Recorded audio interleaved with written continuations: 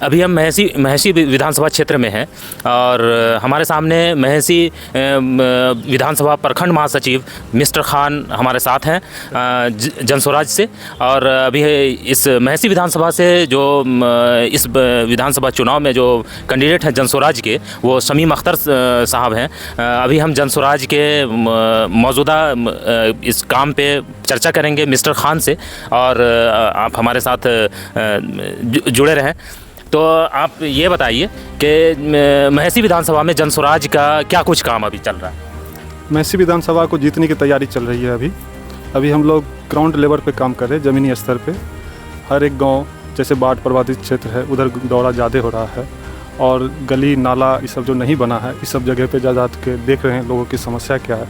ये सब अभी हम लोग सर्वे कर रहे हैं। इस सर्वे के बाद फिर हम लोग जो है ना पंचायत कमेटी वाला बना करके उसके ऊपर काम चलेगा। अच्छा, तो चूँकि जनस्वराज जो है पिछले 2 साल से सर्वे का काम कर रही है, और अपने कैंडिडेट के पक्ष में एक जो चुनावी एक जो यात्रा होता है, एक चुनावी जो कार्यप्रणाली होती है, उस पर पहले से ही ये तैयारी कर रही थी। तो पिछले 2 साल में आपने महेसी विधानसभा में क्या कुछ देखा जिसमें सुधार की बहुत ज़रूरत है?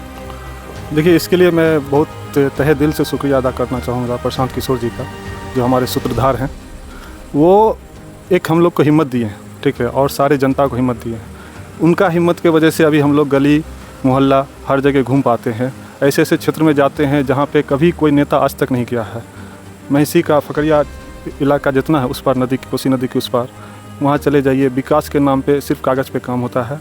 लोग अभी भी रोता है। कुछ ऐसे जगह हैं जहाँ पे आप कार से नहीं जा सकते हैं, मोटरसाइकिल से बड़े मुश्किल से जा सकते हैं, ठीक है। वैसे लोगों को अभी तक संसाधन मतलब कि शहर से नहीं जुड़ा गया है, ठीक है। गांव में ही रह रहे हैं, वही ज़िंदगी जी रहे हैं जो 1947 में जिया करते थे भारतीय लोग। अच्छा, जनस्वराज ने जो एक राजनीतिक कैंपेन जो बिहार बदलाव के नाम से छेड़ा था, वो कैंपेन महेसी विधानसभा में पहले के तुलना में अभी आप कैसे देखते हैं? अभी बहुत आगे चला गया है। अभी यहाँ के पब्लिक को जो उम्मीद जगी है, उस उम्मीद पे अभी हम लोग का भी बहुत हौसला बुलंद हुआ है। यहाँ की पब्लिक बहुत ज़्यादा उम्मीद दिखला रही है, हम लोग को देख के खुश हो जाती है। आज के डेट का बता दें आपको, ऐसा सिचुएशन है कि वर्तमान या भूतपूर्व कोई भी कैंडिडेट जाता है तो कहीं कहीं से बहुत भारी मात्रा में उसको विरोध का सामना करना पड़ता है, और हम लोग जाते हैं तो इतना अच्छा से मुस्कुरा के हम लोग का स्वागत करते हैं, गले लगाते हैं, बैठने के लिए पूछते हैं। हर जगह हम लोग का पॉजिटिव रिजल्ट आ रहा है। अभी आपके सामने 2 दमदार कैंडिडेट हैं, एक जो पूर्व विधायक गुंजेश्वर शाह, और दूसरा जो है आप वर्तमान विधायक गुंजेश्वर शाह, और दूसरे अभी जो हैं पूर्व वीडियो रह चुके हैं, और गौतम कृष्णा नाम है, और वो महागठबंधन के उम्मीदवार हैं।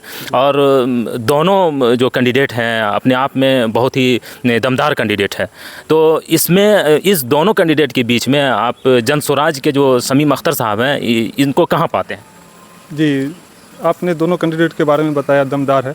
दोनों में से कोई भी दमदार नहीं है, ठीक है। दोनों पैराशूट से उतारे गए हैं महेसी विधानसभा में, और महेसी विधानसभा की जनता से जितना हम मिले हैं, आज तक कोई जनता ऐसा नहीं है जो बोली हो कि हमको पैराशूट वाला कैंडिडेट चाहिए। सब महेसी विधानसभा में शमीम अख्तर के डिसीजन से जो प्रशांत किशोर जी ने लिया है, बहुत खुश है। इसलिए खुश है कि यहाँ पे दोनों पार्टी आज पैराशूट से उतारी है। क्षत्रिय जो भी, यदि क्षत्रिय में कोई आते, जो सब लोग मेहनत किए हैं, 5 साल मेहनत किए हैं, वो लोग को नहीं टिकट दिया। ये लोग क्या किए, बाहर वाले कैंडिडेट को टिकट दे दिए, ठीक है। एक ही ऐसा जनस्वराज है जो क्षत्रिय को मौका दिया है, और ऐसे व्यक्ति को मौका दिया है कि जो सपना नहीं देख सकता था विधायक बनने का, ठीक है। गरीब घर का लड़का है, ठीक है। वो अपने दम पे कंटिन्यू प्रमुख बने, एक बार फिर दोबारा चुनाव लड़े, फिर जीते, फिर प्रमुख बने। आप देख लीजिए, ज़्यादातर लोग दोबारा चुनाव हार जाते हैं, क्षत्रिय लोग सब, लेकिन ये दोबारा इतने जनता के चाहते हैं कि दोबारा से फिर से चुनाव जीते, फिर से प्रमुख भी बन गए। इसीलिए हम कहेंगे कि दोनों दमदार नहीं है, पैराशूट से उतारे गए कैंडिडेट हैं। क्षत्रिय कैंडिडेट एक ही है, ठीक है, जिसको सब जनता चाह रहा है। और यदि सब जनता का कहना यही है कि हमको 12 बजे रातों में ज़रूरी पड़ेगा तो हम उनके घर पे चले जाएंगे, हमको कोई भी चीज़ ज़रूरी पड़ेगा हम उसके घर पे चले जाएंगे। ये लोग को हम कहाँ खोजेंगे? अभी ये लोग गली मोहल्ला घूम रहे हैं। इलेक्शन के बाद जो ये गायब होंगे, जीतेंगे तो नहीं, हारियो जाएंगे तो गायब होते हैं, तो 5 साल के बाद ही नज़र आते हैं। जीतते भी हैं तो गायब होते हैं, तो 5 साल के बाद ही नज़र आते हैं। बिहार में कास्ट पॉलिटिक्स बहुत चलता है, और कास्ट के नाम पर वोट तो देते हैं, ये सर्वविदित है।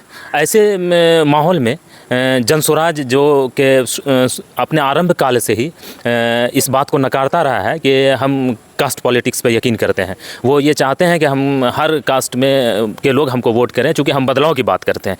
तो ऐसे सिचुएशन में आपका जो कैंडिडेट है शमीम अख्तर, इसमें कहाँ तक सस्टेन कर पाएंगे? देखिए, कास्ट की बात तो आएगी ही, क्योंकि आप कोई भी डॉक्यूमेंट बना लीजिए, उसमें आपको आपका जाति लिखना ही पड़ता है। और जो आदमी पैदा होता है ना किसी कास्ट का ही होता है, ठीक है। सबसे बड़ा चीज़ है कि किसी को भी टिकट मिलता है शमीम अख्तर के अलावा, वो भी कोई ना कोई कास्ट के होते ही। जनस्वराज कभी भी कास्ट के बारे में बात नहीं किया है, आगे भी नहीं करेगा। यहाँ पे एक योग्य उम्मीदवार खोजा जा रहा था। जीत का समीकरण में शमीम अख्तर जी बैठ रहे थे। हम लोगों का जो समीकरण बना था कि मैसी विधानसभा किस तरह से जीतेंगे, उस जीत के समीकरण में शमीम अख्तर जी बैठ रहे थे। इत्तेफाक है कि वो मुसलमान है और कुछ नहीं इसके अलावा।